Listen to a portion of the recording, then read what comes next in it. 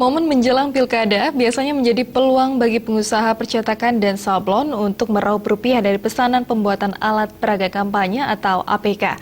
Namun berbeda dengan pilkada sebelumnya, pembuatan dan pemasangan APK seperti baliho yang ditentukan Komisi Pemilihan Umum membuat omset para pengusaha menurun. Untuk Pilkada Serentak 2015, alat peraga kampanye APK berupa baliho maupun spanduk menjadi tanggung jawab KPU daerah yang menentukan pembuatan hingga banyak dan titik pemasangan. Hal ini membuat volume pesanan pembuatan APK yang diterima pengusaha percetakan dan sablon berkurang, yang berimbas terhadap keuntungan. Sebelumnya, pembuatan APK ditentukan masing-masing calon peserta pilkada. Salah satu pengusaha percetakan dan sablon, Tri Chandra Arka menyampaikan, pihak pemesan maupun pembuat APK masih ada, namun tidak seperti sebelumnya. Mereka hanya memesan APK seperti stiker kecil, kartu nama, dan baju kaos. Keuntungan yang diperoleh tidak seperti sebelumnya, yang bisa mencapai atau melebihi 100%.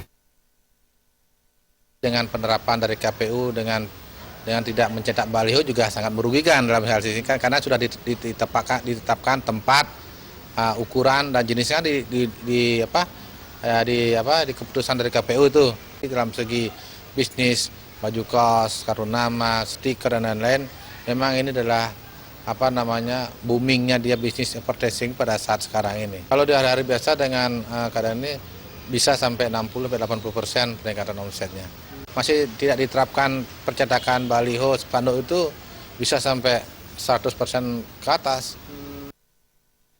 Dijelaskan pada pilkada kali ini, dari pembuatan stiker, kartu nama maupun baju kaos, pihaknya hanya mencapai keuntungan 40% hingga 60%.